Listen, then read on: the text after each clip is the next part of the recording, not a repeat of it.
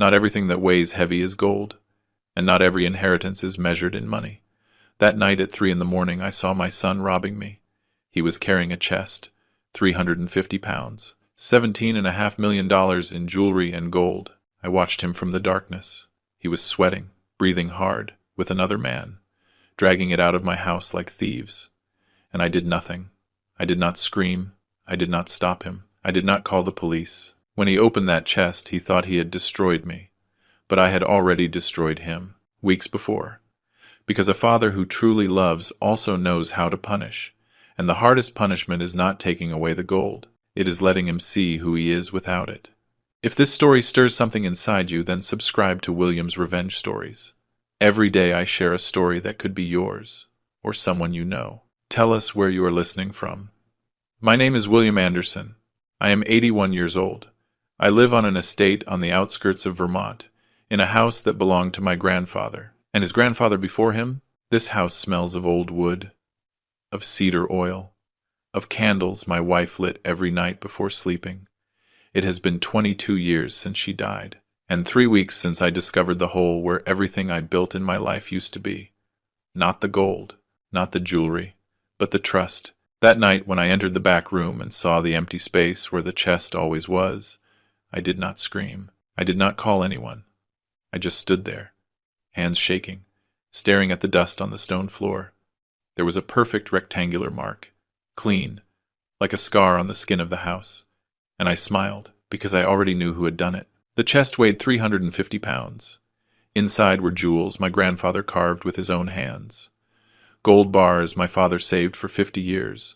Rings that belonged to queens. Necklaces that saw wars. Bracelets promised as dowries in weddings no one remembers anymore. All appraised at $17.5 million. But to me it was not money. It was history. It was the sweat of 3 generations of jewelers who never stole, who never lied, who never betrayed anyone. And that night my son, my only son, dragged it out of this house as if it were trash, as if I were a stupid old man who would not notice. I sat on the floor, in that same room, with my back against the cold wall, and I stayed there, staring at that void, feeling the cold of the stone getting into my bones. I stayed like that until dawn. Outside I heard the roosters crowing, the same sound I have heard every morning for 60 years. But that morning it sounded different, like a lament, as if even the roosters knew what had happened. Florence, my housekeeper, arrived at 6 in the morning as always. She has worked with me for 32 years. She was the one who raised my son when my wife got sick. She was the one who bathed him, who made him breakfast, who waited for him at the door when he came back from school. That morning she walked into the kitchen, put the water on to boil, and saw me sitting in the living room, still wearing the same clothes from the day before. The knees of my pants had dust on them. My hands were dirty. My face, I do not know how my face looked, but she looked at me and knew everything without me saying a word. Florence approached slowly, the way one approaches someone who is wounded. She put her hand on my shoulder, a wrinkled hand, warm, honest, and she asked in a low voice, almost a whisper, "He took it, didn't he?" I nodded. I could not speak. She closed her eyes. I saw her face crumble, how her wrinkles deepened, and she cried. She cried for me. She cried for that boy she raised who was now a thief. She cried for what had been lost. And I sat there, with cold hands and an empty soul. I let her cry, because she was crying tears I could no longer shed. Richard is my son. He is 48 years old. He lives in New York City, in an apartment that costs more than I earned in my entire life. He is a businessman, or so he says. He always comes in a suit, with a Swiss watch, with expensive cologne that smells like money and lies. But I know him. I know how he walks when he is nervous. I know how he looks away when he lies. I know how he clenches his jaw when he is planning something. And in the last 6 months, every time he came to visit me, he looked toward the back room. He always found an excuse to go by there. "Dad, don't you want me to help you organize? Dad, this is very messy. You should modernize the house." But I knew what he was looking for. I knew he did not come to see me. He came to study, to measure, to plan. 3 months ago, he brought a man with him. His name was Steve Vance. Tall, gray suit, white smile, soft hands that had never worked. He said he was a financial advisor. He said he could help me protect my assets. He spoke fast, with that fake confidence of someone who wants to convince you of something you do not need, with technical words that sounded important but meant nothing. Mr. Anderson, with all due respect, you cannot keep a fortune like this stored in a house without alarms, without insurance, without real protection. It is a risk. I looked at him. Then I looked at my son, and I said with a calm voice, I have been guarding this for 60 years. I was never robbed. Nothing ever happened to me. Steve smiled, a smile that did not reach his eyes. Richard smiled too, but it was not a smile of relief. It was a smile of patience, as if they were waiting for the right moment, like two wolves watching an old lamb. My wife was named Helen. She died of cancer in 2003. She spent her last months in this same living room, sitting in that wicker chair that is still there, looking at the garden. She liked seeing the roses. She said they reminded her that life goes on, even when the body shuts down. One day, shortly before dying, she took my hand. Her fingers were cold, so cold. She looked at me with those green eyes that made me fall in love when I was 20, and she said, William, do not give everything to Richard. Teach him to deserve it first. I did not understand. Why do you say that, honey? She squeezed my hand with the little strength she had left. Promise me. And I promised her. But when she died, and Richard was the only thing I had left. So I tried to trust. I tried to believe he was the good man I wanted him to be. But Helen was right. She was always right. The night of the robbery, Richard came with Camilla, his wife. They arrived late, close to 11 at night. They said they were passing through on their way to the coast, that they wanted to say hello. A lie. The coast is in the opposite direction. But I said nothing. We had dinner together. Florence had prepared lamb, Richard's favorite when he was a boy. But he barely tasted it. Camilla barely looked at me. She was always like that. Cold. Polite but cold. Like a beautiful but empty statue. Richard talked about business, about trips, about an important contract in Boston. Things that do not matter to me anymore. I just wanted him to stay a little longer, to ask me how I was, to talk about something real, about us, about before. But he did not. At midnight, they left. He hugged me at the door. A quick hug. Mechanical. He said, Get some rest, Dad. And I believed him. I went to sleep thinking that maybe, just maybe, there was still something of my son in there. How foolish I was. I woke up at 3 in the morning. I do not know why. Sometimes it happens. At my age, sleep is light. I heard a noise. It was not loud. It was like a scraping sound, a slow drag, something heavy moving across the wood floor. Then a soft thud. Another one. I got up. My heart was beating fast, not from fear, from something worse, from confirmation. I walked barefoot to the hallway. My feet made the old floorboards creak, but they did not hear me. They were focused. The door to the back room was ajar. There was a yellow light moving inside, a flashlight, and I saw a shadow, a silhouette I have known since he was born. The broad shoulders, the way he leaned, the way he moved his hands. Richard was there, with a flashlight in his hand, and behind him, another man, Steve. They were carrying the chest between the two of them, slowly, in silence, like thieves in the night. I stayed there, hiding behind the wall, in the darkness, watching my son rob me. I did not move a muscle. I did not breathe loud. I just watched. I saw how they grunted from the effort, how they coordinated without speaking, how they knew the way, as if they had practiced it. And maybe they did. Maybe they came other nights when I was sleeping, measuring, planning. I saw them pass in front of me, less than 10 feet away. So close I could smell Richard's expensive cologne, and something inside me died in that moment. It was not love. That had already died before. It was hope, the last hope that I had been wrong, that it was all a misunderstanding. But no, there he was, my son, carrying what he thought was my fortune, taking it out of my house, robbing me. They went out the back door. I heard the engine of a van. I heard them lifting the chest with a ramp, the noise of metal against metal, how they secured it with ropes, how they closed the doors with two dry slams, and then the engine drove away. The sound faded into the night until it disappeared, and everything remained silent. A heavy silence. Absolute. I stood there, in the middle of the dark living room, with cold hands, with a slow heart, and I thought, he did it. He really did it. But I did not cry, because in that moment, something inside me broke. It was not sadness. It was something deeper. It was the confirmation that the son I thought I had never existed. It was just an illusion, a dream, a lie I told myself for 48 years. The next morning, Florence arrived early as always. She found me sitting in the kitchen, with a cold coffee in my hand. I had not moved in hours. I was still wearing the same clothes. Dry eyes, a lost gaze. She came in, saw me, and knew. "Mr. Anderson," she said with a broken voice. I raised my hand. "I know, Florence, I know." My voice sounded strange, hollow, as if it came from very far away. She sat in front of me. Her eyes were red. She had cried at her house. I knew it. "Are you going to call the police?" I shook my head. Slowly. "Not yet." She frowned. "Why?" And I looked her in the eyes. "Because first I want him to know what he did. I want him to open that chest. I want him to see what is inside.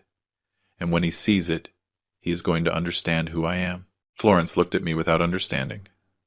I had not told her the plan yet. There was no plan yet. There was only rage, and justice, and a decision cold as steel. That same afternoon, when the sun started to set over the hills, I called Elijah Ford. He is my friend of more than 50 years. We were workshop partners. We learned the trade together. We grew old together. We buried our parents together. We celebrated births. We mourned deaths. I told him what happened, every detail. He stayed silent for a long time. So long I thought he had hung up. Then he said with a tired voice, "William, I warned you. I told you that boy was not the same anymore." I sighed. "I know, Elijah. I know." There was another silence. I could hear his breathing on the other side. And then he asked, "What are you going to do?" I closed my eyes. And I answered with a calm I did not know I had. A cold calm, deadly. "I am going to teach him a lesson he will never forget, even if it costs me the little family I have left." Elijah said nothing more, but I knew he understood, because he is also a father, and he also knows what hurts. Richard was born on February 14th of 1977. It snowed that day in Vermont, something rare for that time of year. Helen said it was a sign. "This boy is going to be special," she told me while holding him for the first time. I looked at him. He was so small he fit in my two hands. He had his eyes closed, red skin, wet black hair, and when I touched him, he opened his eyes and looked at me, and I felt something I had never felt before. It was not just love. It was responsibility. It was a promise. It was the certainty that this boy was going to do everything I could not be. I hugged him, and I whispered, "I am going to take care of you, always." The first years were beautiful. Richard grew fast. He learned to walk before he was 1, to speak before 2. He was smart, curious, always asking why. He spent his afternoons with me in the workshop. I worked the jewels on the wooden table, with the loop in my eye, with the tweezers in my hand. He sat on a little stool beside me. He watched me in silence, as if he were watching magic. One day, when he was 5 years old, he asked me, "Dad, why does gold shine?" I stopped working.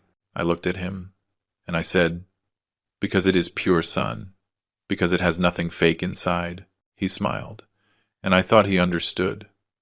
When he was 8, Richard helped me clean the tools. I taught him to polish, to organize, to respect each piece as if it were sacred. "This is not just gold, Richard. This is history. This is family." He nodded, and it seemed like he felt it. One Saturday he came running to the workshop with a drawing. It was a ring, rough, childish, but with details that surprised me. "Dad, When I grow up, I am going to make rings like you. I knelt in front of him, put my hands on his shoulders. And you are going to be better than me, son. Much better. He hugged me, and I closed my eyes, feeling his heart beat against my chest. That day, I thought I had done everything right. But Helen started getting sick when Richard was 12. At first it was something mild, tiredness, pains. But then came the tests, the doctors, the words we did not want to hear.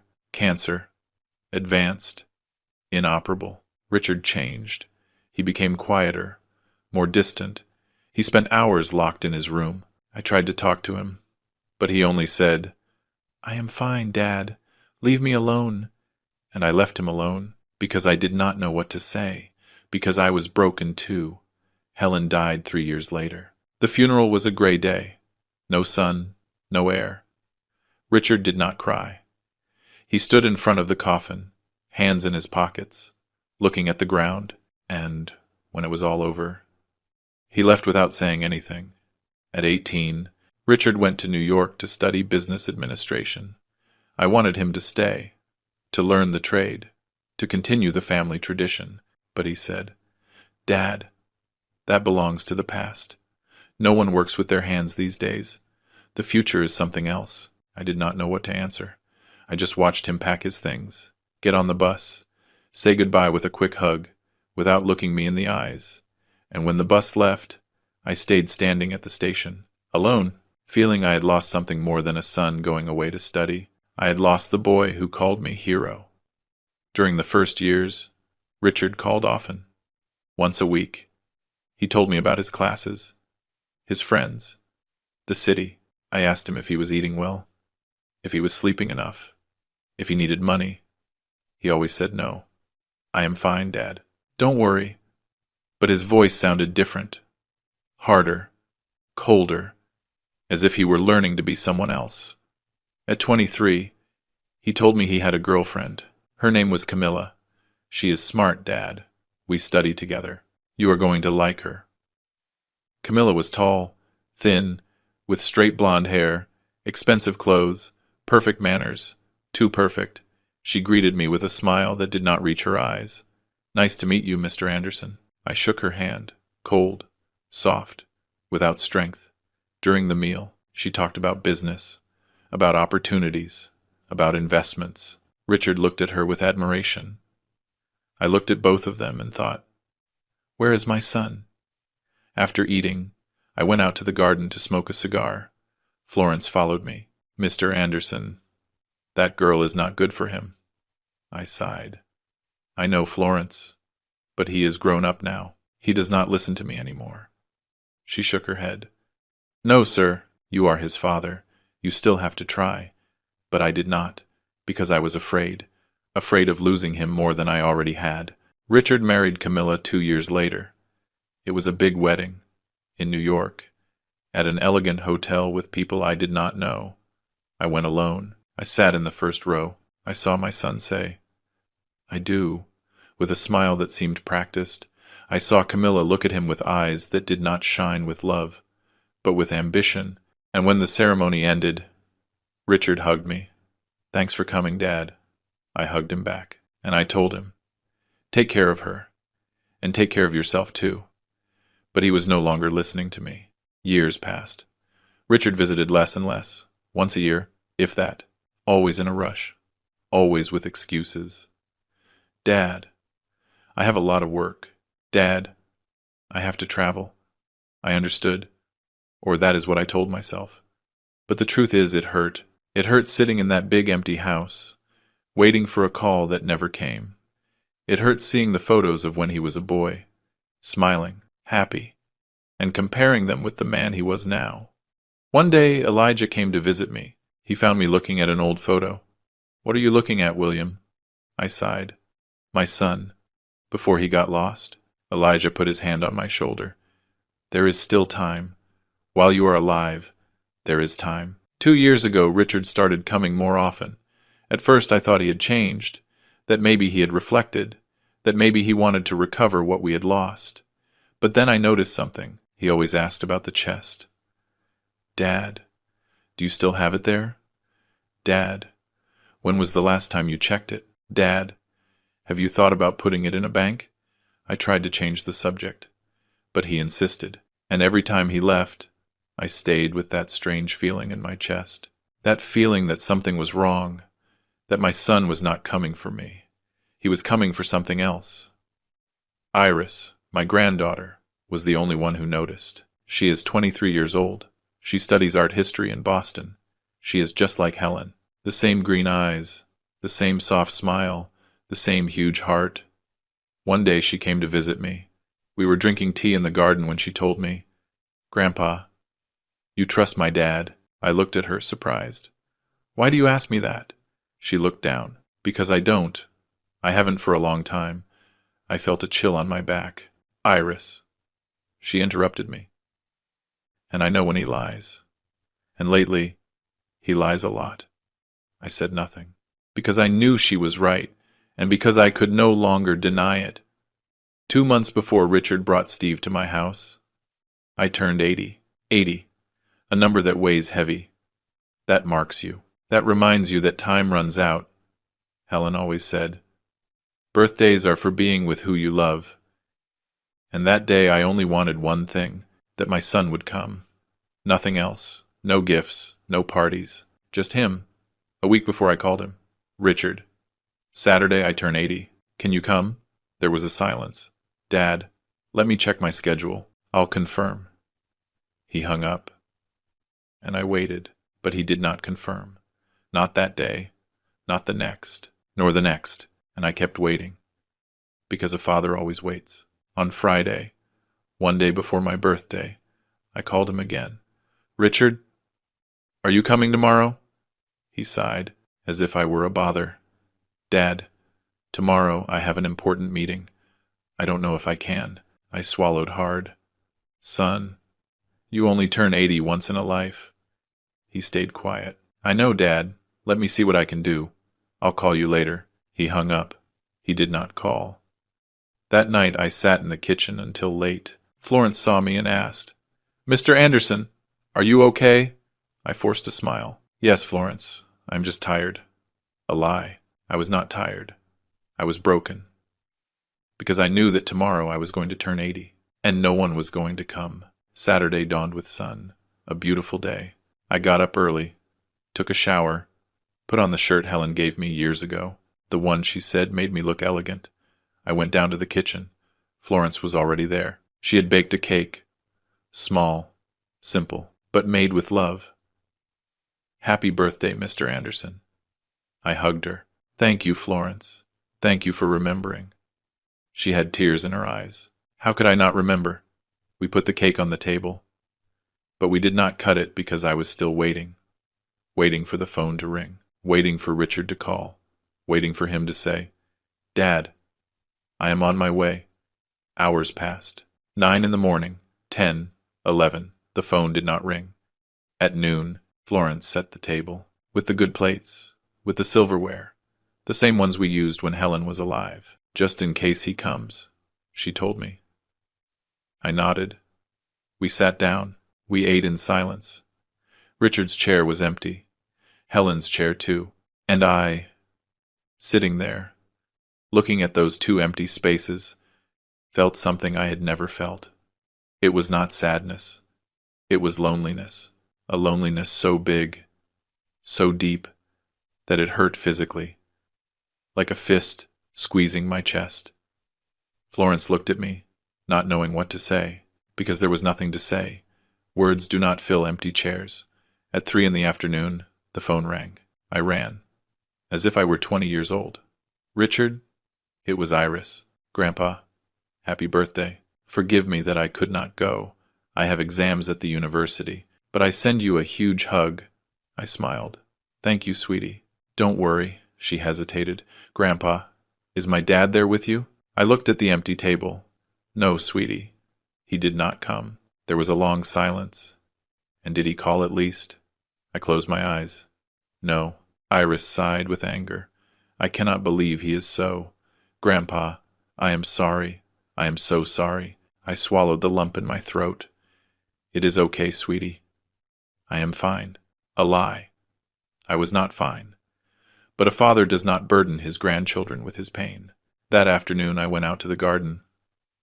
I sat on the stone bench, the same one where Helen used to sit to watch the roses. The sun was starting to set. There was a beautiful silence. Birds singing. Soft wind. Everything was perfect. Except me. I was broken. I looked at my cell phone. Nothing. Not a message. Not a missed call. Nothing. My son had forgotten my birthday. Or worse, he had not forgotten. He simply did not care. And that second option hurt more, because forgetting is human, but ignoring is a choice. And Richard chose to ignore me on the day I turned 80, on the day that maybe, just maybe, could be one of the last ones. At 7 in the evening, Florence brought the cake with a candle. "Mr. Anderson, you have to blow out the candle and make a wish." I looked at her. "And what am I going to wish for, Florence?" She sat beside me. "Whatever your heart wants." I looked at the candle, the small flame dancing with the wind, and I thought about what to wish. I thought about Helen, that I wished she were alive. I thought about Richard, that I wished he were the son he used to be. But then I thought about me, and I realized that the only thing I wanted was to stop hurting, to stop waiting for something that was never going to arrive. I blew out the candle, and the wish I made was the saddest of my life. May I have the strength to accept that my son no longer loves me. That night, at 11, when I had already given up, the phone rang. It was Richard. "Dad, happy birthday. Sorry for calling late. I had a horrible day. Meetings all day." His voice sounded tired, but not regretful. I said nothing. "Dad, are you there?" I took a deep breath. "Yes, Richard. I am here, waiting for you, all day, waiting for you." He stayed quiet. "Dad, I already told you I had meetings." I interrupted him, and for the first time in years I told him what I really felt. "Richard, today I turned 80. 80. And you did not come. You did not even call on time. And I was here, alone, looking at the door, waiting." He sighed, annoyed. "Dad, don't exaggerate. It is just a birthday." And there, in that sentence, I knew everything. "It is just a birthday," I repeated slowly. "You are right, son. It is just a birthday. Just like I am just your father. Just like it was only my wife who raised you. Just like it is only the house where you grew up." My voice trembled. Not from weakness, from contained rage. "Richard, your mother died 22 years ago. And since then, you are the only thing I have left. The only thing. And today, the day I turned 80, you did not come. Not because you couldn't, but because you didn't want to." He tried to interrupt. "Dad."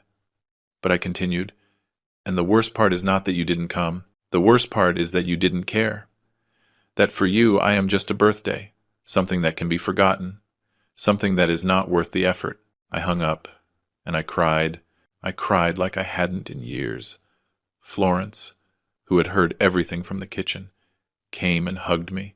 She said nothing. She just held me while I cried. And in that hug, I understood something. He was a stranger with my last name, a man who called me Dad, but who did not know what that word means. And that night, on my 80th birthday, something died inside me. It was not love.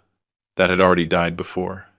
It was hope, the last hope, that maybe someday he would return to be who he was. That night I understood that he was not going to return, that the boy who hugged me in the workshop, who called me hero, who drew me under a yellow sun, that boy was dead, and in his place remained a man who forgot birthdays, who ignored his father, who only came when he needed something. The next day, Sunday, a package arrived. It was from Richard, a big box. I opened it. Inside was an expensive watch, shiny, with a card. "Happy birthday, Dad. Sorry I couldn't go. Here I send you something so you remember me." I looked at the watch, cold, soulless, bought in a rush, probably at the airport, to soothe his guilt, and I put it in a drawer, because I did not need a watch to remember him. I needed a son. And that, no matter how much money he spent, he could not buy. That afternoon Elijah came to visit me. Happy birthday. Belated. William. He brought me a bottle of old wine. We sat in the garden, and I told him everything. When I finished, he shook his head. That boy is lost. I nodded. And I can no longer save him, Elijah. I can no longer. After my forgotten birthday, after the conversation with Iris, I tried to convince myself I was exaggerating. They are just suspicions. I told myself, he hasn't done anything bad. But the following weeks proved me wrong. Richard started calling me more often, sometimes 3 times a week. But the conversations were strange, brief, cold. How are you, Dad?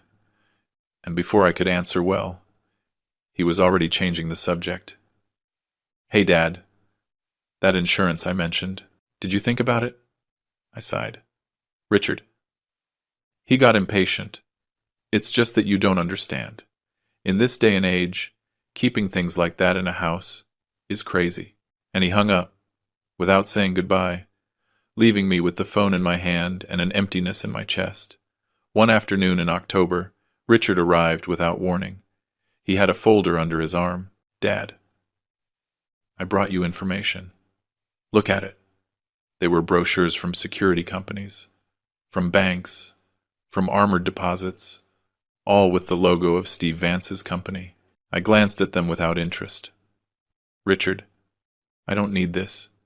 He hit the table with his open hand. Not hard, but it was enough for Florence, who was in the kitchen, to poke her head out. It's just that you are stubborn, he shouted. What is going to happen if they rob you? If something happens to you, that chest has to be protected. I looked straight at him. Protected from whom, Richard? He stayed quiet. He went pale. And then with a lower voice he said, From anyone, Dad. From anyone. But what hurt me the most was when he stopped calling me Dad in person. It started with Old Man. The first time we were in the garden, I offered him water. No, old man, I already drank. I froze. I thought I had heard wrong. What did you say? He didn't even flinch. What? I did not insist. But that word stuck in me like a splinter. The second time was worse. We were arguing again about the chest. He raised his voice. Old man, understand once and for all. You are no longer fit to take care of those things. I got up from the chair. I looked him straight in the eyes. Don't call me that again. He laughed. A dry laugh. Humorless. Like that. Old man is what you are, Dad. Old and stubborn. That night I did not eat dinner. I stayed seated in the dark living room, with my hands on my knees, staring at the wall. Florence entered slowly, with a bowl of soup. Mr. Anderson, you have to eat something. I shook my head. She left the bowl on the table and sat beside me. That boy is not the same anymore. I nodded. I know. She put her wrinkled hand on mine. You don't have to put up with this. He is your son. Yes. But you also deserve respect. I swallowed hard. And what do I do, Florence? Lose him forever? She sighed. Mr. Anderson, maybe you already lost him. And maybe what you have to do now is take care of yourself. Days later, Florence told me something that froze my blood. Mr. Anderson, forgive me for what I am going to tell you, but I have to do it. I looked at her. Tell me. She lowered her voice. That man, Steve, the one who came with your son a few weeks ago. I saw him again. He was alone, outside the house.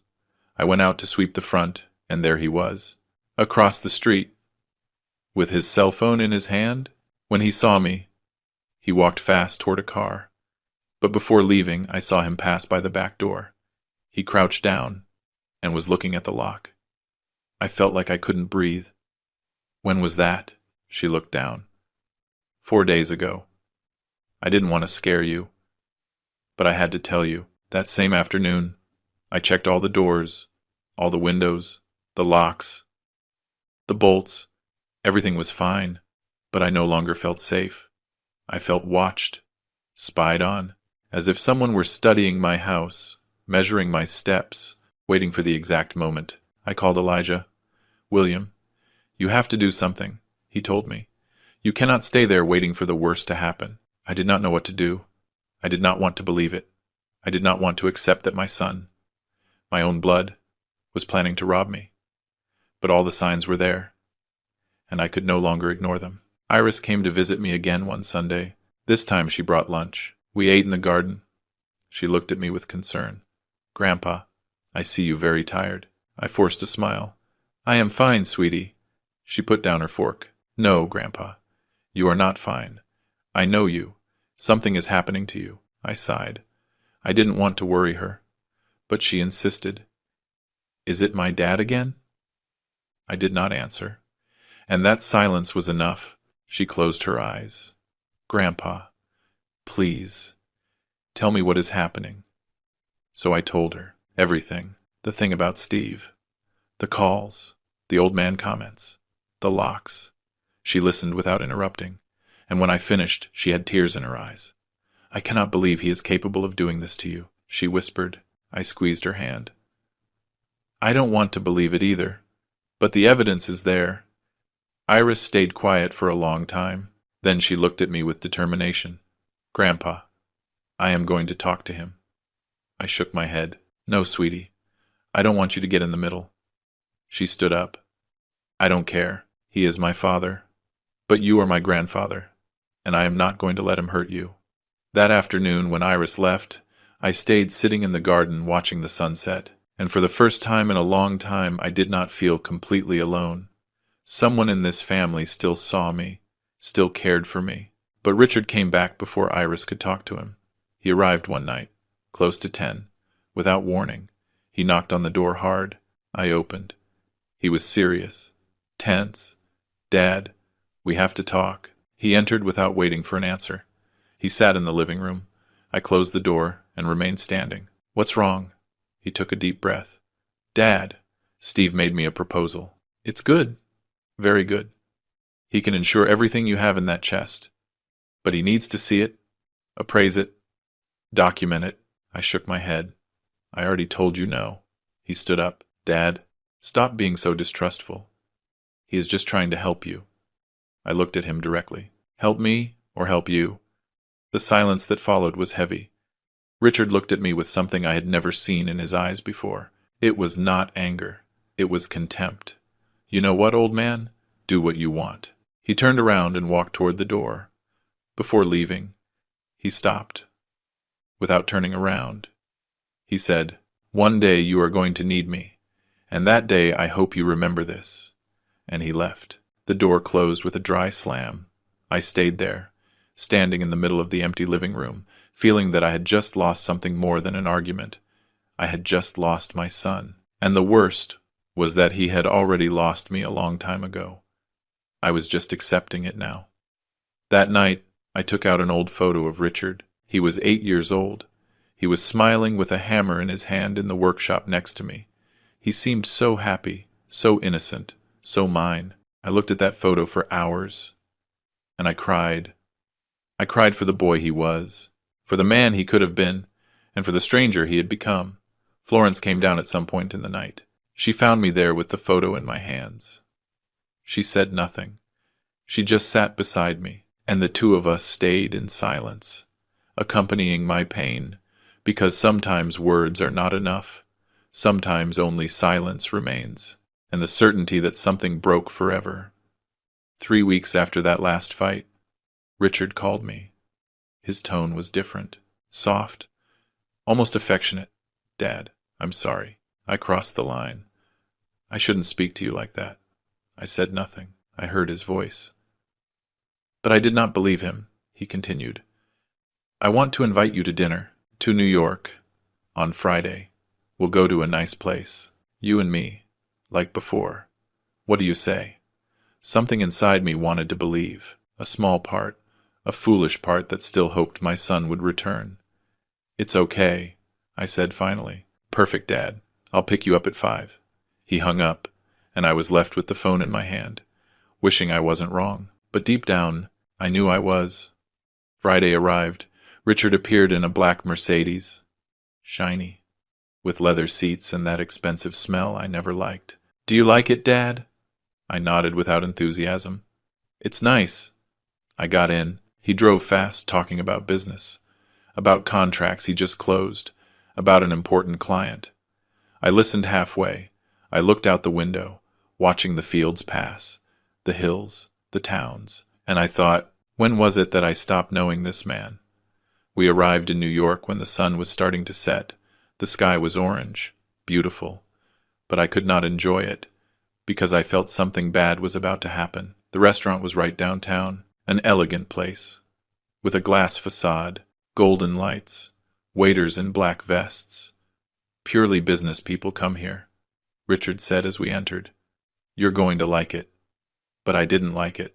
I felt out of place, with my old shirt, my worn shoes, my slow way of walking. People looked at us, or rather, they looked at me, as if asking themselves what I was doing there. Richard walked ahead, confident, greeting the maitre d'. I have a reservation. Table for 6. I stopped. 6?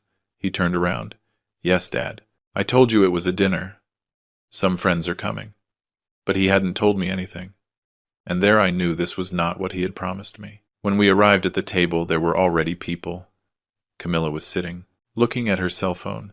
Steve Vance was next to her in a blue suit, and that fake smile I already knew. And there were 3 other men I did not recognize. Richard introduced me quickly, without enthusiasm. This is my dad, William. The men nodded. One raised his hand in greeting. Another barely smiled. No one stood up. No one shook my hand. I sat at the end of the table. Richard sat on the other side, far away.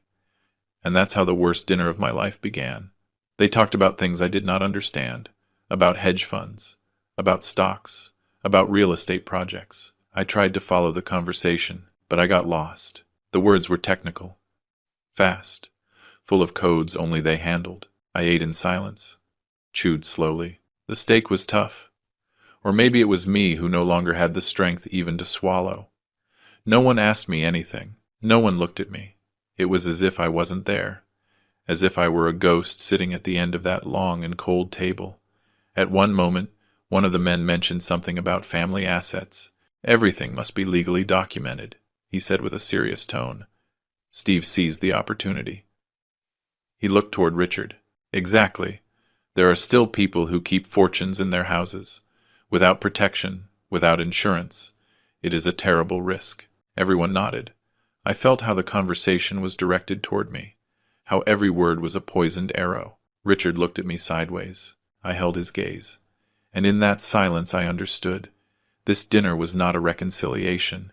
It was an ambush, a way to pressure me in front of others, to make me look like a stubborn and irresponsible old man. I decided to speak. Just once. They were discussing the value of antiques, and I, who had spent 60 years working with jewelry, wanted to contribute something. Actually, the value of an antique piece does not depend only on the metal or the stones. It depends on the provenance, on the history, on who. Richard interrupted me. He raised his hand as if he were a police officer stopping traffic. Dad, stop. You don't understand these things. Let us talk. I was left with the words stuck in my throat, with the fork suspended in the air, with my dignity in pieces. Camilla looked away. Steve smiled uncomfortably. The others continued talking as if nothing happened, as if I had never existed.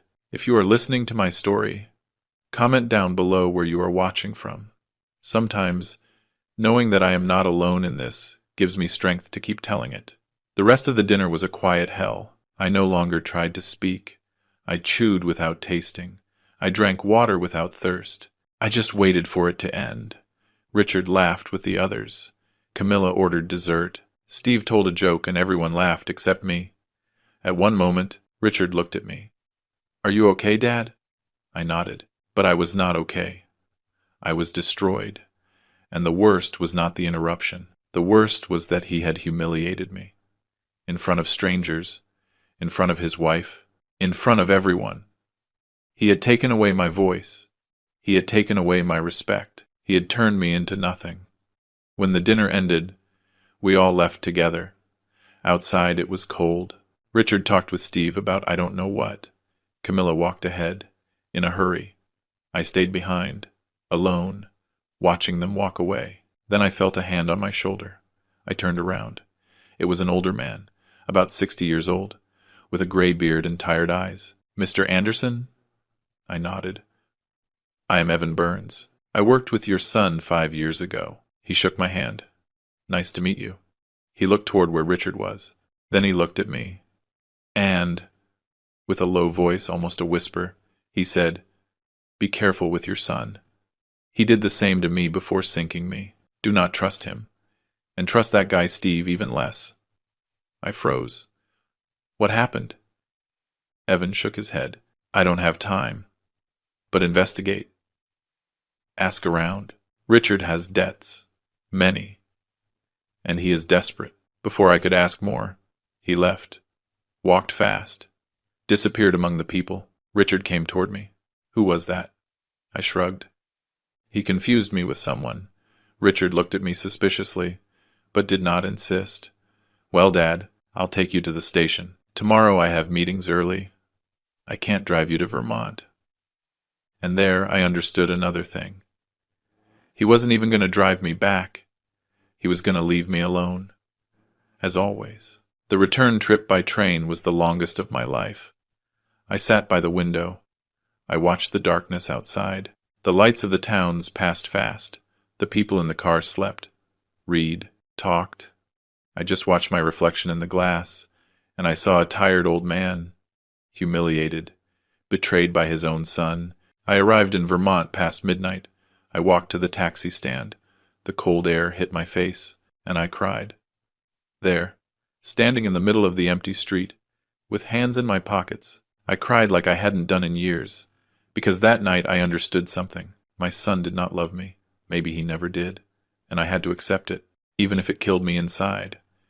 The day after returning from New York, I did not leave bed until noon. Florence knocked on the door several times. Is Mr. Anderson okay? I did not answer. I just looked at the ceiling, feeling the weight of the humiliation still fresh. Finally, I got up, showered, dressed, went down to the kitchen. The phone rang. It was Justice Roberts, the family lawyer, a man of 67, serious, correct, who had handled my father's papers and now mine. Mr. Anderson, I need to speak with you. It is urgent. His tone worried me. Tell me, Justice. There was a long pause. I prefer to tell you in person. Can I come by this afternoon? I accepted, and I spent the rest of the day with a knot in my stomach, knowing that what was coming was not going to be good. Justice arrived at 5 in the afternoon.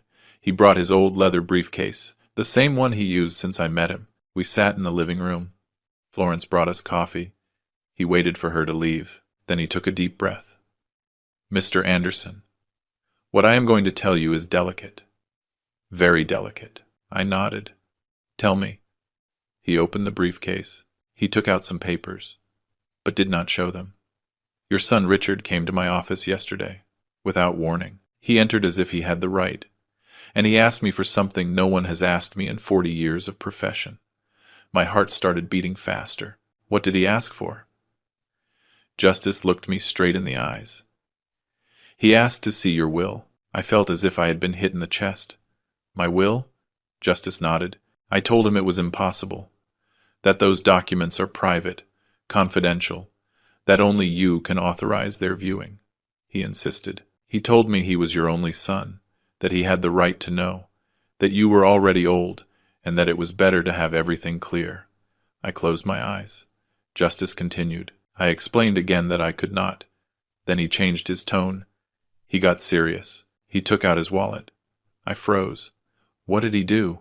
Justice lowered his voice. He offered me money, Mr. Anderson. $5,000. Right there, in cash, so I would show him the will without your permission. I could not believe it. I did not want to believe it. And you? Justice closed the briefcase with force. I threw him out of my office. I told him to never insult me that way again. But I had to tell you. You have to know who your son is. I stood up, walked toward the window. I looked at the garden without really seeing it. Thank you, Justice. Thank you for warning me, and thank you for being honest. He stood up too, put his hand on my shoulder. Mr. Anderson, I knew that boy when he was a child, and I tell you this with pain. That man who came to my office is no longer the boy you raised. Be careful. He left, and I stayed there standing, feeling that every day I discovered something worse. That afternoon I did not eat. I was not hungry. I did not feel like anything. I sat in the armchair in the living room and stayed there, staring at the wall, trying to process what I had just heard. My son had tried to bribe the lawyer.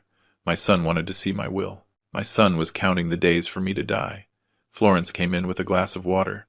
"Mr. Anderson, you have to drink something." I shook my head. She sat in front of me. "What did the lawyer tell you?" I did not want to say it out loud, because saying it out loud made it more real. But finally, with a broken voice, I told her. Florence closed her eyes and cried. The next day, something worse happened. Florence was cleaning the dining room windows when she heard voices outside. It was 11 in the morning. I was in the workshop, polishing an old piece. She peeked out carefully. Richard was in the garden, walking from one side to the other, talking on the phone. Florence stayed still, listening unintentionally, and what she heard froze her blood. "I tell you, as soon as the old man dies, all that is mine," Richard was saying. "I am not going to wait any more. I am tired of begging him. That chest is worth millions. Millions. And it is there, stored as if it were trash. We have to act fast, before he does something stupid and donates it or something like that." Florence felt her legs trembling. Richard kept talking. "Steve has everything ready. We just need access. And I am going to get it, one way or another." He hung up, entered the house. Florence pretended she was cleaning. He didn't even greet her. He went up to the second floor, was there a few minutes, came down and left without saying goodbye. When the car drove away, Florence ran to the workshop. I was focused on my work. "Mr. Anderson," she said with a choked voice. I looked up. "What is wrong?" She was breathing fast. "I have to tell you something. Something terrible." And she told me, word for word, what she had heard in the garden. And when she finished, I dropped the tweezers I had in my hand, and I remained silent. That night, I could not sleep. I stayed sitting in bed with the light off, looking at the darkness. As soon as the old man dies, those words repeated in my head like an echo. My son was waiting for me to die. He was not visiting me for love. He was not calling me out of worry. He was watching me, waiting, like a vulture waits for its prey to stop breathing. I got up, walked to the room next door, the room that was Helen's. I still keep her things, her clothes, her perfumes, her books. I opened the dresser drawer, took out a photo, her and me, young, smiling, the day of our wedding. I looked at it for a long time, and then I spoke to her. "Honey," I said in a low voice, "honey, I think we failed. You told me not to give him everything, to teach him to deserve it. But I did not listen to you. I believed that love was enough, that with patience, with time, he was going to change. And look at me now. Look at what our son became." I pressed the photo against my chest. "Forgive me, Helen. Forgive me for not listening to you. Forgive me for not being stronger. Forgive me for losing him." I sat on the floor, with my back against the wall, hugging that photo as if it were her, and I cried. I cried like I hadn't cried since she died. Because this time I was not crying for her death. I was crying for the death of my son, of the son who never existed. I do not know how much time I spent there. Maybe an hour, maybe more. I heard steps in the hallway. The door opened slowly. It was Iris. She had come to visit me without warning. She entered the house with her key. She looked for me and found me there, on the floor, with the photo in my hands, with my face wet with tears. "Grandpa," she whispered. She knelt beside me. She hugged me, and I let myself be hugged, like a child, like someone who no longer has strength. "Grandpa." What happened? I could not speak. I just cried. She held me, and in that hug I felt something I hadn't felt in weeks, that someone still loved me, that I was not completely alone. After a while I told her everything. The thing about the lawyer, the call in the garden, the part about as soon as the old man dies. Iris listened to me with red eyes. When I finished, she shook her head, disbelieving. "It can't be. Grandpa, it can't be." But I nodded. "Yes, it can be, sweetie." "And it is." She stayed quiet a moment. Then she looked at me with a determination that surprised me. "Grandpa, you are not going to let him do this to you. You are not going to stay quiet waiting for him to rob you. You have to do something." I sighed. "And what am I going to do?" He is my son. She took my hands. Precisely for that reason. Because he is your son. And because what he is doing is not what a son does, it is what a thief does. And thieves have to learn. That night something changed inside me. I stopped being the victim, and I started to be the one who makes decisions. After Iris left that night, I stayed alone in the house. Florence had gone to her room. Everything was silent. But in my head there was a thunder. Richard's words did not stop repeating. As soon as the old man dies, all that is mine. I walked through the empty house, through the workshop, through the living room, through the garden under the moon, and in every corner I saw ghosts. I saw the boy he was, the man he could have been, and the thief he had become.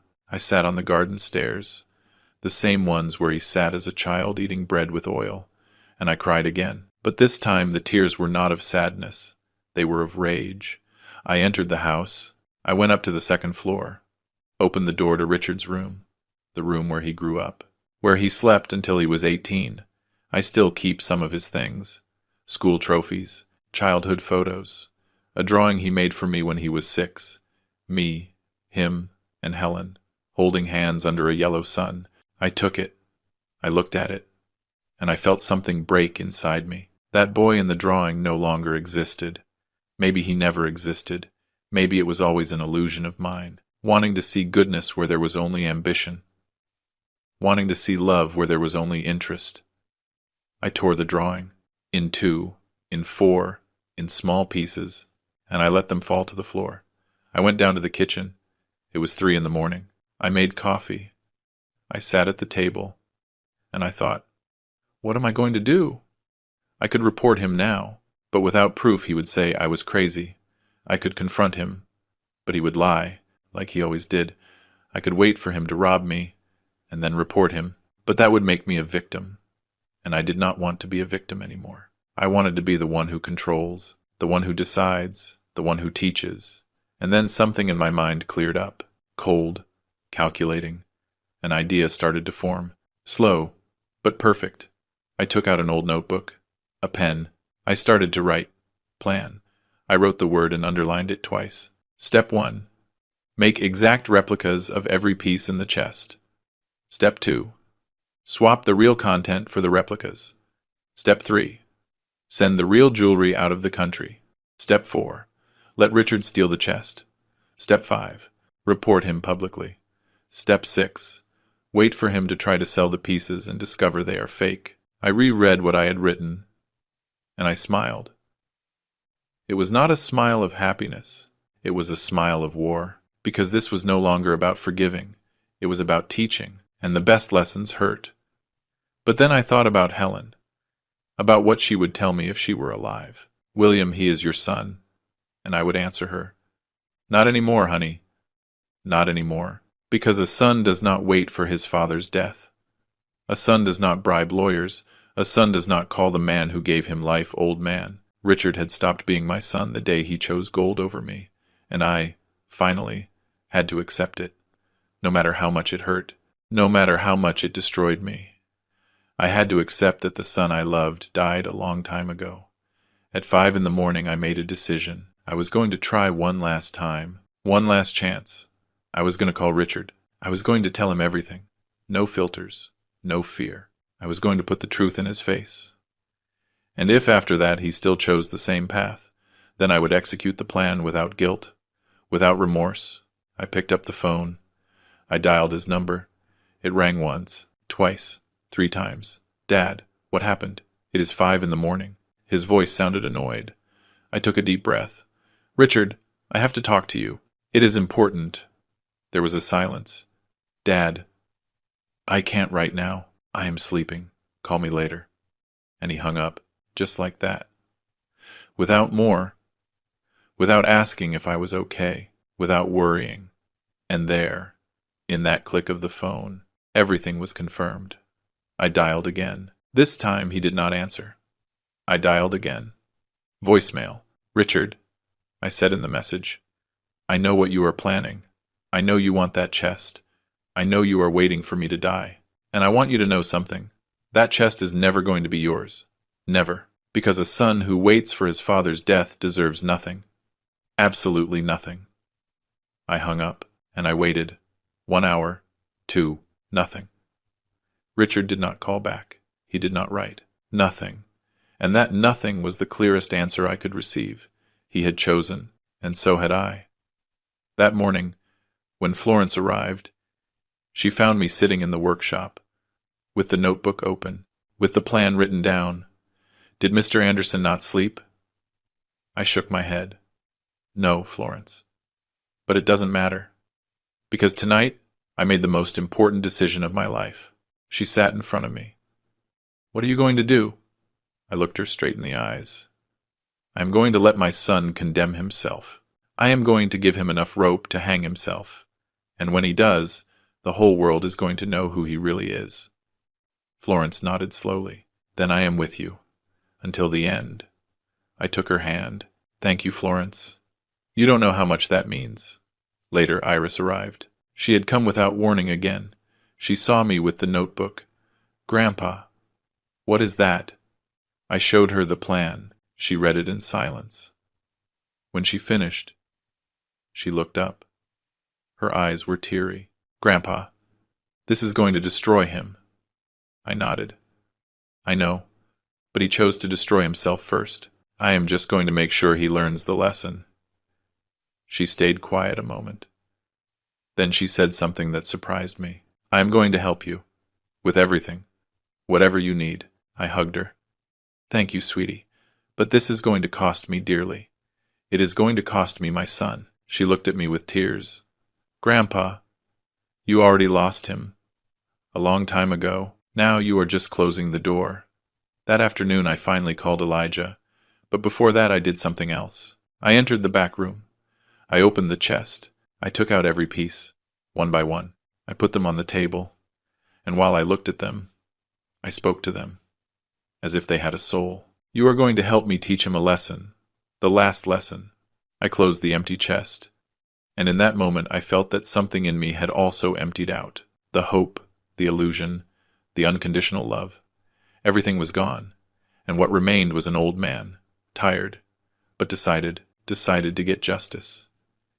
Even if it cost me the last thing I had left, the possibility of hugging my son again without feeling betrayal. The day after making the decision, with the plan already written in the notebook, I called Elijah Ford. Elijah, I need to see you. Today. It is urgent. He noticed something in my voice. Are you okay, William? I did not answer that question. Can you come to the estate at 10? He accepted without hesitation. I hung up. Florence prepared coffee for me.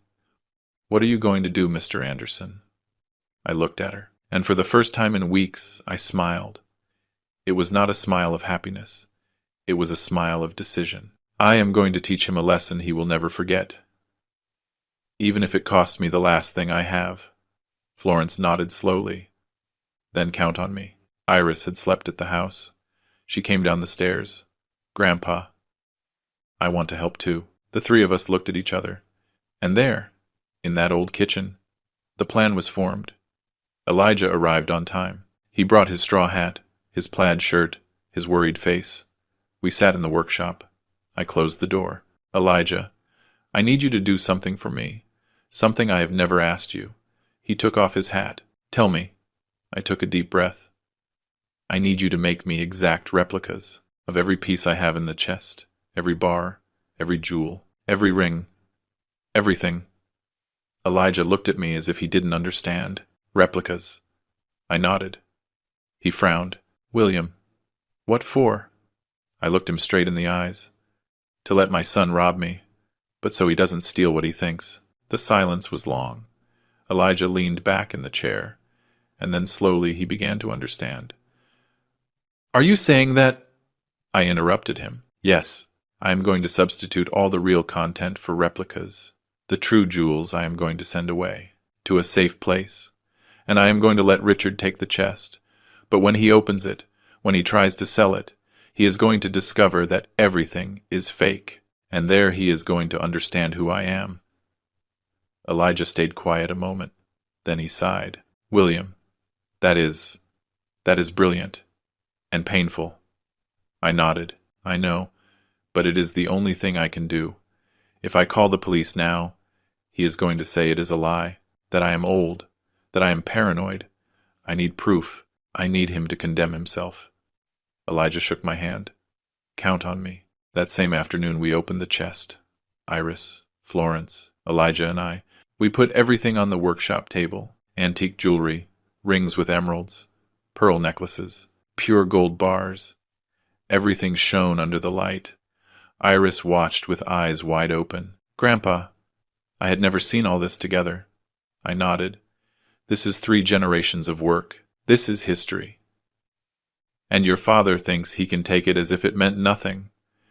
Elijah took measurements. He took photos, made sketches. It is going to take me 2 weeks, he said. But I am going to make the best replicas of my life. They are going to look real. Only an expert with special equipment will be able to tell the difference. I hugged him. Thank you, friend. Thank you for not judging me. Iris stood looking at everything. Then she looked at me. Grandpa, are you sure about this? He is your son. I interrupted her softly. For that very reason, sweetie. Because he is my son. Because if I don't teach him now, he is never going to learn. And he is going to end up destroying himself. I can no longer save him. But maybe I can prevent him from getting more lost. She had tears in her eyes. And what if after this he never speaks to you again? I smiled with sadness. Sweetie, he already doesn't speak to me. He only uses me, and I prefer him to hate me knowing the truth, than to use me believing I am a fool. She hugged me and cried on my shoulder. I admire you so much, Grandpa.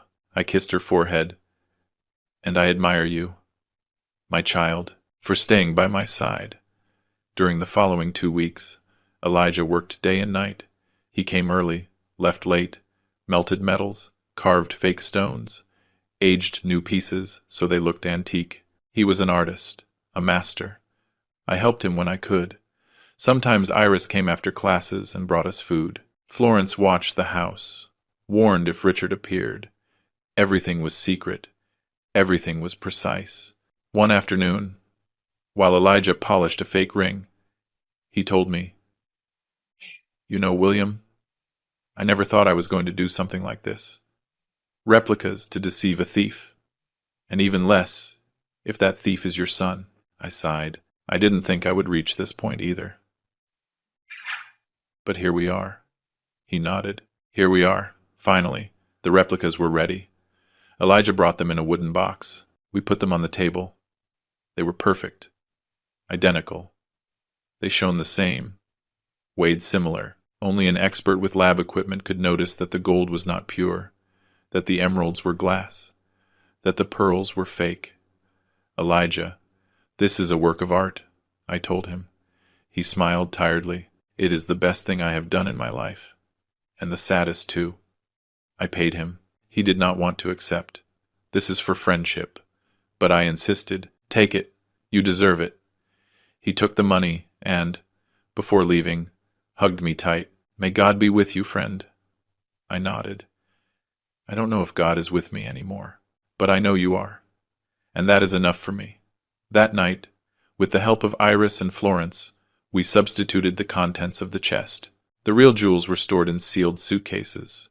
Iris would take charge of taking them to a bank in Switzerland, in the name of a foundation I had created in secret in Helen's name. The chest remained filled with replicas. Perfect. Intact. No one would notice the difference. But before closing it, I took out a paper. I wrote a letter. With my own handwriting. I trembled while I wrote, not from fear, from rage, from pain, from disappointment. I wrote, what you were looking for was not gold. It was power.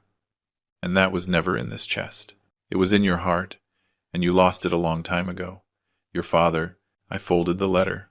I put it inside an envelope, and I placed it at the bottom of the chest underneath the fake bars. Iris watched me in silence. Grandpa, do you think he is going to read it? I locked the chest with the key. Maybe, maybe not. But I needed to write it. I needed him to know that I am not a stupid old man, that I knew, that I always knew.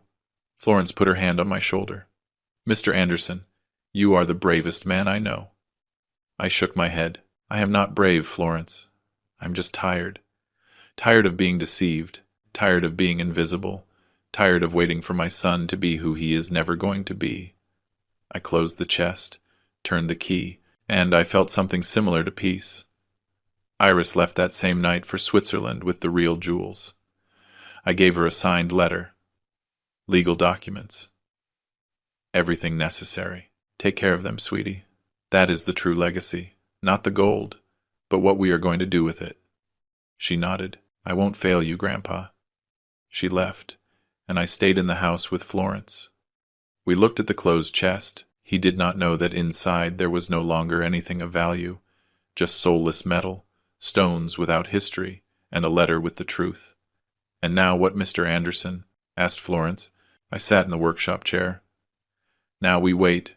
We wait for him to take the next step, and when he does, he is going to fall into his own trap. That night I slept better than in months, because I was no longer a victim waiting to be robbed. I was a father teaching his son the hardest lesson of his life. I woke up early. I went out to the garden. The sun rose slowly over the hills. The air smelled of wet earth, and for the first time in a long time I felt something similar to hope. Not hope that Richard would change, that I had already lost, but hope that I, William Anderson, 81 years old, jeweler of 3 generations, husband of Helen, father of Richard, grandfather of Iris, still had dignity, and that dignity no one was going to steal from me, not even my own son. 4 days passed after closing the chest with the replicas. 4 days of silence. Richard did not call. He did not come. Nothing. I continued my normal routine. I had breakfast with Florence. I worked in the workshop. I went out to the garden in the afternoons. But everything was different, because now I knew what was coming, and I was prepared. Iris called me from Switzerland every night. Grandpa, everything is safe. The jewels are in the safe deposit box, the documents signed, the foundation registered. I breathed relieved. Thank you, sweetie. Now only waiting remains. And waiting was the hardest part, because I knew that at any moment my son was going to deliver the final blow. And when he did, I would be ready. On the 5th day, a Tuesday afternoon, Richard appeared. He arrived alone, without Camilla, without Steve, without that air of arrogance he always brought. He knocked on the door. Florence opened. She warned me with a look. I was in the workshop. I took a deep breath. I went out. I saw him standing in the living room. He wore jeans, a simple shirt, hands in his pockets. He seemed different, more human, softer. Hi, Dad, he said, his voice, like before. I stayed in the doorframe. Hi, Richard. He came closer. Can we talk? I nodded. We sat down, and for a second, just a second, I felt something I hadn't felt in months. Hope. Richard spoke slowly. He looked at the floor, not at me. Dad, I have been thinking a lot. About us, about how we drifted apart. I listened in silence. He continued, I know I have been hard on you. I know I have said things I shouldn't have, and I am sorry. I felt something move in my chest, something I believed dead. Dad, maybe you are right. Maybe I have drifted too far. Maybe I have forgotten what is important. I wanted to believe him. God, how I wanted to believe him. I looked at his eyes, and for a moment, I saw the boy he was, the son I lost, Richard, I started to say, but he raised his hand. Let me finish. I nodded, and I waited, and in that silence, a part of me prayed that what came next was real. That is why I want to help you, he said, and there, in that word, something changed. Help you was not forgive me. It was not I miss you. It was something else. He kept talking. I want you to be calm, Dad, that you don't worry any more about that chest, about security, about anything. I started to feel cold. I have spoken with Steve. He has everything ready. We can transfer the chest to a professional deposit, armored, with insurance, with everything. There it was, the truth. He had not come to apologize. He had not come to reconcile. He had come to close the deal, and he was doing it in the most cowardly way, disguising it as worry, as love, As help. I let him speak. I did not interrupt him. He continued. Dad, I will take care of everything. You don't have to do anything. Just give me permission. Sign the papers and that's it. You are going to sleep peaceful knowing that everything is protected. He spoke fast now, with enthusiasm, like a salesman, like a con artist, and I just watched his mouth move, saying beautiful words that hid dirty lies. When he finished, there was silence. He looked at me waiting for an answer, waiting for me to say no, so he could insist, so he could keep manipulating. But I did not say no. I said something he did not expect. It's okay, son. Richard blinked. What? I repeated calmly, with a firm voice. He couldn't believe it. Seriously? I nodded. Yes, you are right. I am already old. I can no longer take care of those things. If you want to take charge, go ahead. I saw how his eyes lit up, how his mouth curved into a smile he tried to hide. Dad, thank you, really. Thank you for trusting me. I said nothing more. He stood up, he hugged me, and I let him hug me. I felt his arms around me, and I did not feel love. I felt a lie. I felt betrayal. I felt the hug of a stranger who bore my son's name. I am going to coordinate everything with Steve, he said, excited. In a few days we come to pick it up. Does that sound good? I nodded. Sounds good. He smiled more. Perfect. Dad, really, this is for the best, you will see. He left, got into his car, started it. He left, and I stayed standing in the door, watching him move away, knowing that was, probably, the last time I would see him as my son. Because when he discovered the truth, when he opened that chest and saw that everything was fake, he was going to hate me. He was going to curse me. He was going to want to destroy me. But I didn't care anymore, because I had already lost him a long time ago. Florence came out of the kitchen. She had been listening to everything. Mr. Anderson, she said with a choked voice. I looked at her. It is done, Florence. He took the bait. She had red eyes. And now? I walked toward the workshop. Now we wait. We wait for him to come rob me. And when he does, he is going to discover that the thief robbed himself. She shook her head. I cannot believe it has come to this. I sat in my workshop chair. I looked at the old tools, the same ones my grandfather used, the same ones my father used, the same ones I used all my life, and I thought, 3 generations of honesty, and my son destroyed them in a single generation. That night Richard called. He sounded happy. Dad, Camilla wants to say hello. He put the phone on speaker. I heard Camilla's voice. Mr. Anderson, how good that you accepted. Richard is very happy. Really, it is for the best. I didn't say much. Yes, thank you. Then Steve spoke. Mr. Anderson, I am going to send the papers by mail. We just need your signature. And on Friday we come by to pick up the chest. Does that seem fine? I felt nausea, listening to how they planned to rob me in front of me, as if I didn't know. It seems fine, I said with a neutral voice. Perfect, said Steve. See you Friday. They hung up, and I was left with the phone in my hand, feeling a mix of rage, sadness, and something similar to satisfaction, because I knew what was coming on Thursday. The papers arrived by courier. I opened them. They were transfer documents. Authorization, full of legal terms.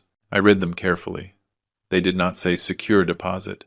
They said transfer of temporary custody. It was a legal trap. Once I signed, the chest would officially be under Richard's custody. Legally. He could do whatever he wanted with it. I called Justice Roberts. Mr. Anderson, do not sign that. It is a scam, I sighed. I know, Justice, but I am going to sign. He stayed quiet. Are you sure? I closed my eyes. Completely sure. Trust me. I hung up. I signed the papers. I put them in the envelope and left them ready for when they came. That night I couldn't sleep. I stayed sitting in the living room, with the lights off, looking at the clock. Tomorrow was Friday. Tomorrow Richard would come. Tomorrow he would take the chest, and I was going to let him. without fighting, without screaming, without crying. Because this time the war was not won with strength. It was won with intelligence. And I had already played my best card. I got up, walked to the back room. I looked at the closed chest. It shone under the moonlight entering through the window. I passed my hand over it. Cold, heavy, empty. And I whispered, "Tomorrow, son. Tomorrow you are going to learn who your father is." Friday dawned gray. Heavy clouds covered the sky. It was cold. I woke up early at 5 in the morning. I hadn't slept well. I showered, dressed, went down to the kitchen. Florence was already there, preparing coffee in silence. We looked at each other. No need to speak. She knew what was going to happen today. "Mr. Anderson, do you want me to stay with you?" I shook my head. "No, Florence. Leave early. I don't want you to be here when they come." She hugged me. "You are the strongest man I know." I did not feel strong. I felt tired, but I also felt something else. I felt justice, and that kept me standing. Richard called at 9 in the morning. "Dad, we are on our way. We arrive at noon." I said yes. He hung up. The hours passed slow. I sat in the garden looking at the gray sky. I thought about Helen. I thought about what she told me before dying. Do not give everything to Richard. Teach him to deserve it first. She was right, as always.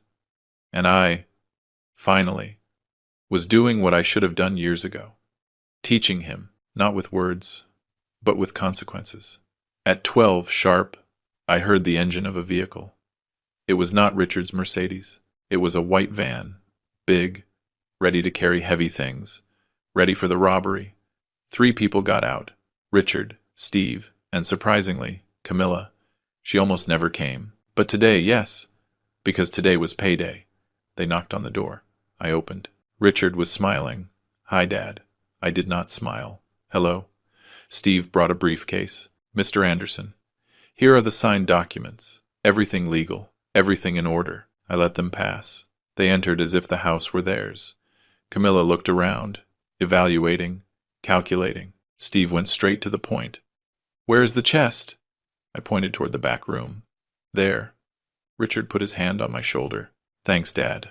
Really, this is for the best." I did not answer. I just watched them. And in my silence, there was a farewell. They entered the back room. I stayed in the doorframe, watching. Steve took out tools.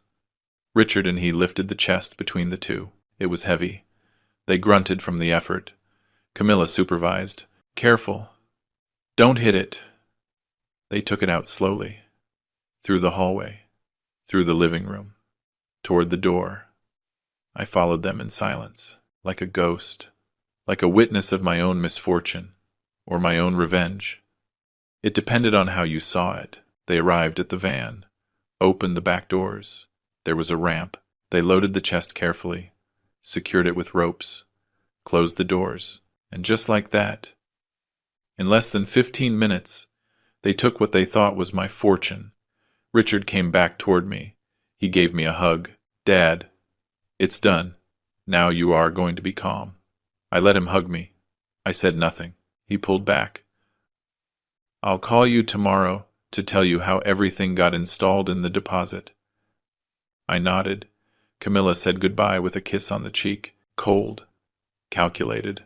Steve shook my hand. "A pleasure, Mr. Anderson." They got in the van, started it, and left. I stayed standing in the door, watching them move away down the dirt road, kicking up dust, taking the chest, taking the replicas, taking their own sentence, and I did not feel sadness. I felt something similar to peace. But then I heard a cry. I turned around. Florence was in the second-floor window, crying. She had returned. She hadn't left. She had stayed hidden, watching everything. I went up the stairs, entered the room. She was there with her hands on her face, sobbing. "Mr. Anderson." I saw it all. I saw how they took it. Like thieves. Like... She couldn't finish. I got close. I hugged her. "It's over, Florence. It's over." She looked at me with red eyes. "How can you be so calm?" I looked her straight. Because I already punished him, Florence. He just doesn't know it yet. She understood and stopped crying. That afternoon I called Justice Roberts. Justice. It happened as we expected. They took the chest. There was silence on the other side. Do you want me to file the report? I took a deep breath. Yes. But not as common theft. I want it registered as family betrayal. I want it to be in the newspapers. In the news. Everywhere. I want Richard Anderson's name to be marked. Justice hesitated. Mr. Anderson, that is going to be very public. Very painful. I closed my eyes. I know. But it is necessary. Because if I don't do it, he is going to keep believing he can do whatever he wants without consequences.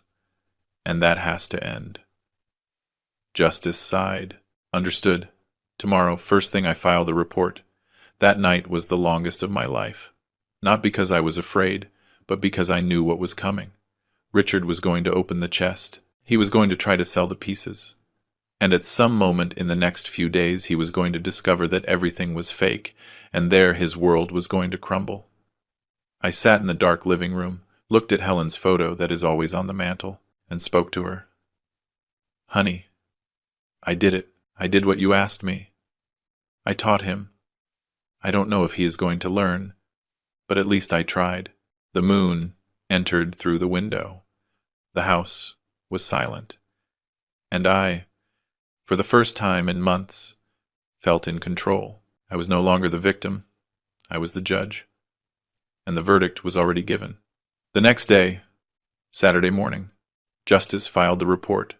Not in any police station. He filed it directly with the district attorney, with documents, with photos, with testimonies from Florence, with the call history, with everything. The report said, grand larceny and elder abuse.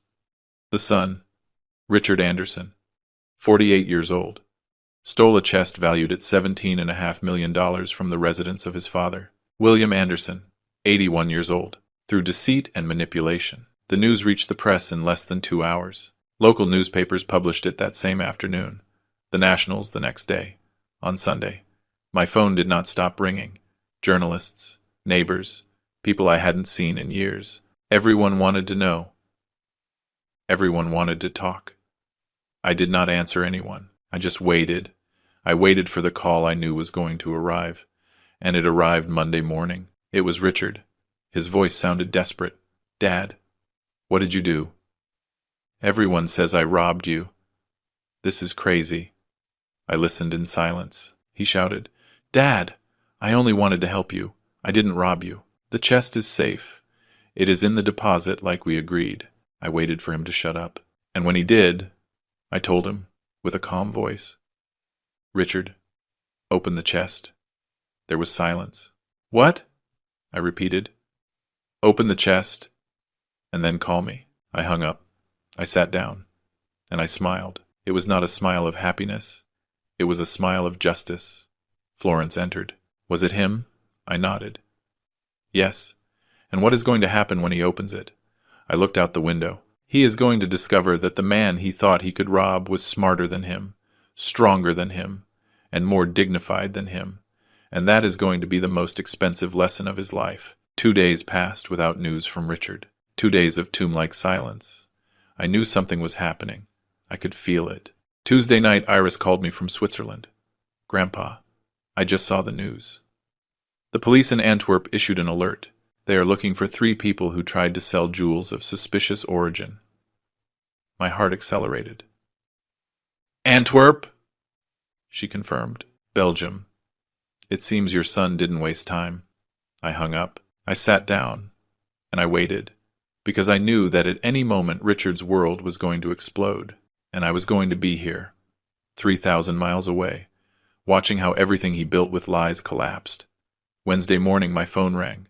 It was Justice. His voice sounded agitated, almost excited. Mr. Anderson, they found him. The Belgian police detained him in Antwerp. Him, his wife, and Steve Vance. I closed my eyes. What happened? They tried to sell the pieces in the Diamond District. It is the biggest jewel market in Europe. They entered a prestigious appraisal house, a place where millions move. The appraiser, a man named Meneer Van Houten, specialist with 50 years of experience, examined the pieces. He paused. "And?" I asked, although I already knew the answer. He said everything was fake. Justice continued telling me the details the police had given him. Van Houten put the first piece under the microscope, a bar that claimed to be pure gold. He weighed it, scratched it, subjected it to a chemical test, and in less than 5 minutes he looked up and said, "This is brass plated in gold. Fake." Richard went pale. Steve started sweating. Camilla stood paralyzed. "Impossible!" shouted Richard. "Check them all." Van Houten took out another piece, an emerald necklace, looked at them with the loupe, did a refraction test, and sentenced, "Dyed glass. Fake."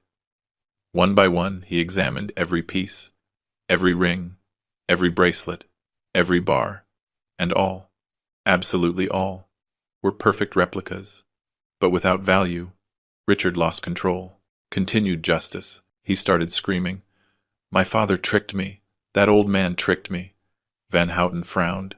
He asked him where he had gotten those pieces. Richard, in his desperation, told the truth. "From my father's house, in America. They are mine by inheritance." But Van Houten already knew. He had already seen the news in the international papers.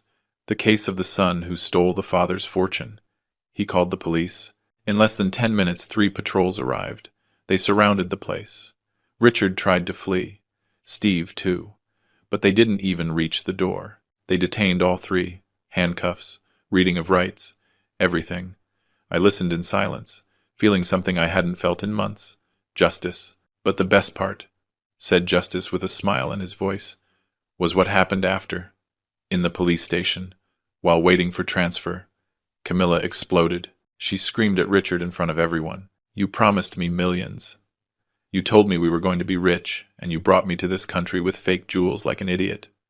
Richard tried to calm her. "Camilla, please, we are going to fix this." But she didn't stop. "There is nothing to fix. Your father humiliated you. He made you look like a thief and like a fool." And then she said something that confirmed everything I suspected. "I married you for the money you were going to inherit, and turns out there is nothing. Nothing." Justice made a dramatic pause. When the police coordinated extradition, Camilla asked to speak with the consulate. She said she knew nothing, that Richard had deceived her, that she was a victim too. They let her go, without charges, for lack of evidence. She took the first flight back, but not to New York, to her mother's house. When Richard found out she had abandoned him, he fell apart. He cried like a child in the cell. The guard said he didn't stop repeating, "I lost everything. Everything." I closed my eyes. I didn't feel pity.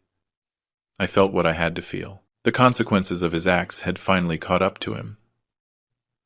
"And Steve?" I asked. Justice laughed with bitterness. Steve was even more cowardly. When he saw everything collapsing, he negotiated with the police. He gave them information, told them Richard had planned everything, that he was just a hired advisor, that he didn't know the chest was stolen. He lied in every word. But the police didn't believe him. He has a record. 3 previous scams. They extradited him together with Richard. But during the flight, Steve didn't say a word to your son. He avoided him, ignored him, as if he didn't exist. And Richard, handcuffed in the seat next to him, looked at him with hate. Because finally, he understood what it was to be alone, completely alone. The news exploded in all the media. Son steals family fortune. But the chest was empty. The headlines were brutal. The thief who robbed himself. Father teaches millionaire lesson to greedy son. Gold replicas for a fake son. Social networks filled with comments. Some supported me. That father is a genius. That is how justice is done. Others criticize me. He is very hard on his son. He should have talked to him before. I didn't read much. I didn't care about the opinion of strangers. I only cared about one thing. That my son learned. And that the world knew who he really was. 3 days after the arrest, I received a call from a journalist. Her name was Bridget Solano. She worked for an important national newspaper. "Mr. Anderson, I know it has been a difficult week, But I would like to talk to you. Hear your version.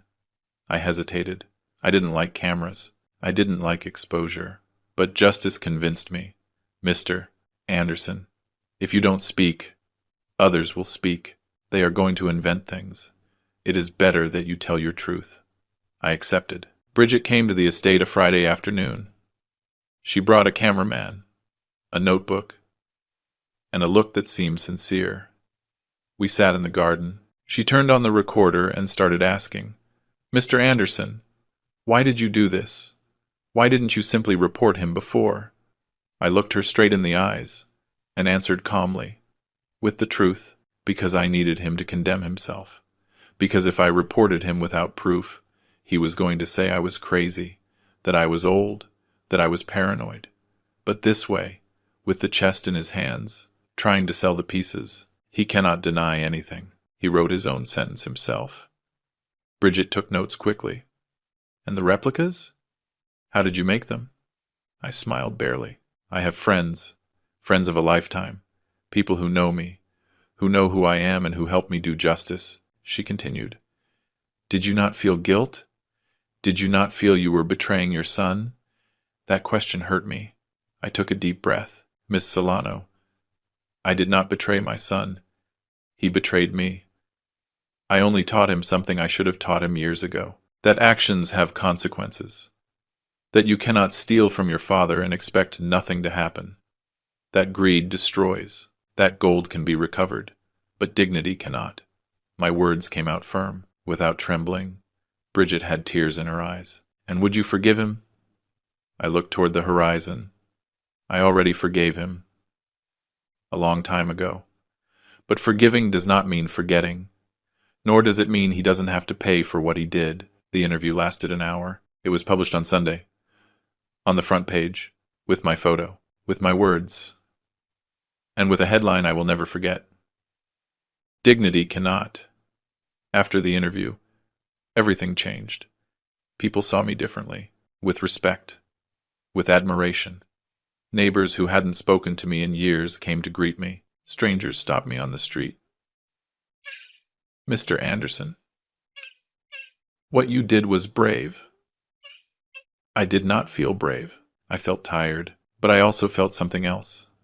I felt I had recovered something I thought lost forever. My name, my dignity. A week after the interview, I made a public announcement. I called justice. I want to summon the press. I have something important to say. He organized everything. A conference at the town hall. Journalists from all over the country arrived. Cameras, microphones, flashes. I entered with Iris by my side. She held my arm. I sat in front of everyone, and I spoke. Good afternoon. My name is William Anderson. I am 81 years old, and I am here to make an announcement. The room went silent. As everyone knows, my son Richard tried to steal a chest containing jewelry and bars valued at $17.5 million. What he did not know is that the real content was no longer there. It had been substituted by replicas. I paused. Many have asked me where the real gold is, and today I am going to answer. The real gold is in Switzerland, in a safety deposit box, registered in the name of a foundation I created in honor of my late wife, Helen Anderson. Murmurs filled the room. I continued, this foundation has a purpose, to rescue family jewelry businesses in bankruptcy, to help artisans who, like me, have dedicated their life to a trade that is disappearing. The $17.5 million will be used to give interest-free loans, to train young people, to preserve the tradition, because the true legacy is not kept in a chest, it is given away. The cameras didn't stop flashing. Journalists wrote frantically. Bridget Solano, in the first row, looked at me with a smile. My son believed that gold was his future, but his future was never in the gold. It was in being an honest man, and he lost that a long time ago. I hope that someday he recovers it. Thank you. I stood up. The applause began. Slow at first, then louder, more intense. People stood up. Iris cried by my side. I did not cry. I just nodded and left there feeling I had closed a chapter, that I had done the right thing, that Helen, wherever she was, would be proud. The following days were a whirlwind. Interviews, recognitions. The mayor invited me to an event. A university asked me to give a talk. I accepted some things, rejected others. But the most important thing was that finally I could sleep peacefully, knowing I had kept my promise. The promise I made to Helen before dying. Richard was judged 3 months later. I did not go to the trial. I didn't want to see him there. Handcuffed, humiliated. Justice kept me informed. He was sentenced to 2 years of probation. He won't go to jail if he fulfills certain conditions. Community service, psychological therapy, prohibition of approaching you. I nodded. It's fine. Steve received 3 years. He had a record. He didn't have the same luck. Camilla was never charged. She divorced Richard by mail, without a trial, without anything. She just signed papers and disappeared from his life. Evan Burns. The ex-partner who warned me, called me, Mr. Anderson. Justice was done. I thanked him. Thank you for warning me that day. He laughed. Thank you for having the courage to do something. 6 months passed. Half a year of silence. Richard did not call me. He did not write. Nothing. I continued my life. I worked in the workshop. Iris visited me often. The foundation started working. We helped 5 jewelry stores, gave scholarships to 10 young people. Helen's name was on every plaque, on every document, and I felt that. Somehow, she was still alive.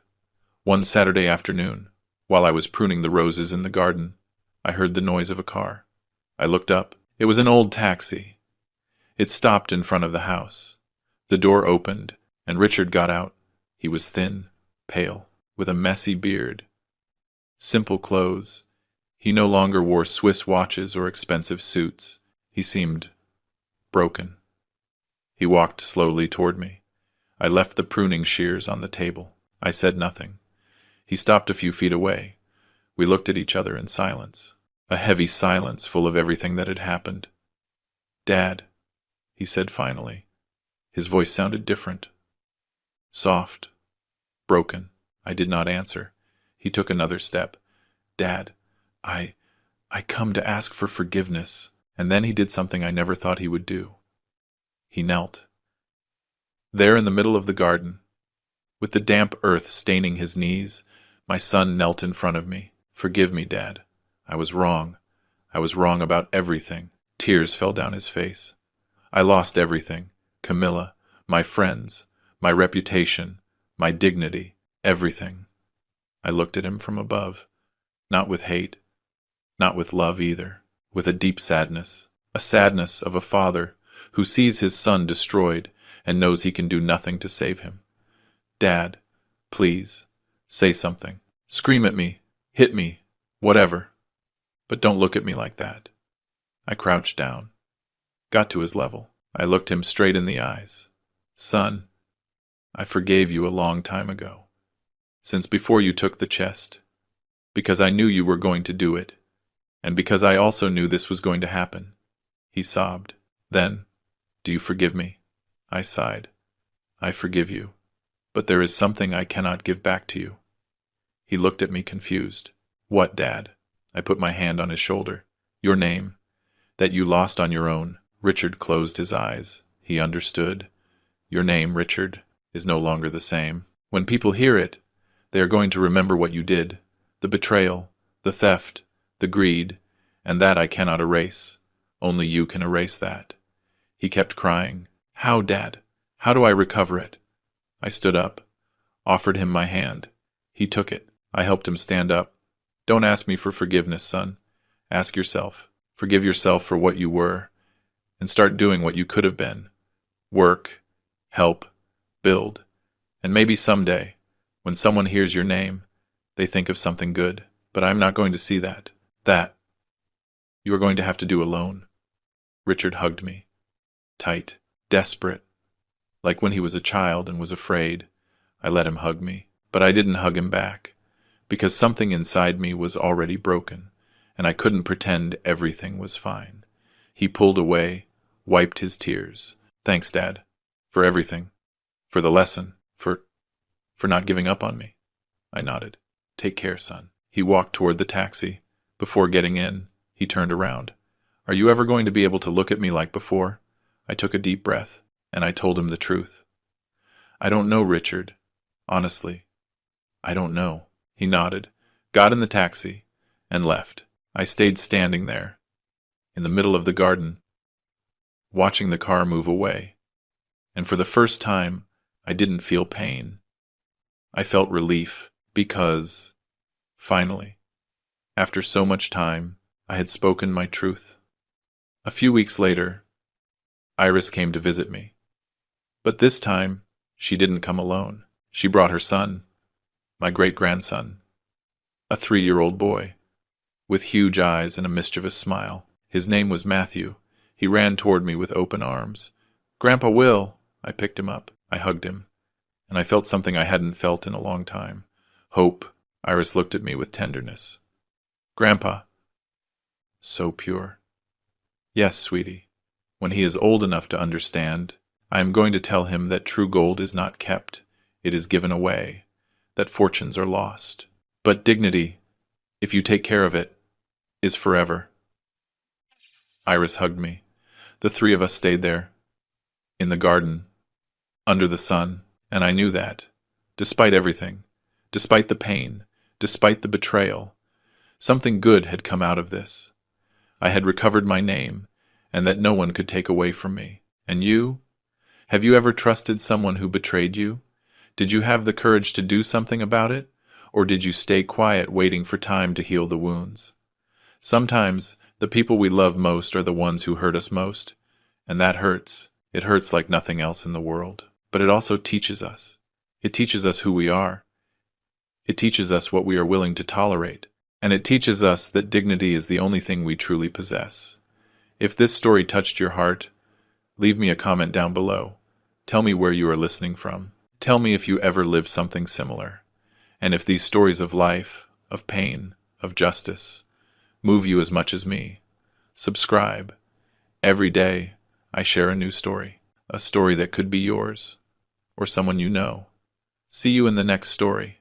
Have a great day, or a great night, wherever you are.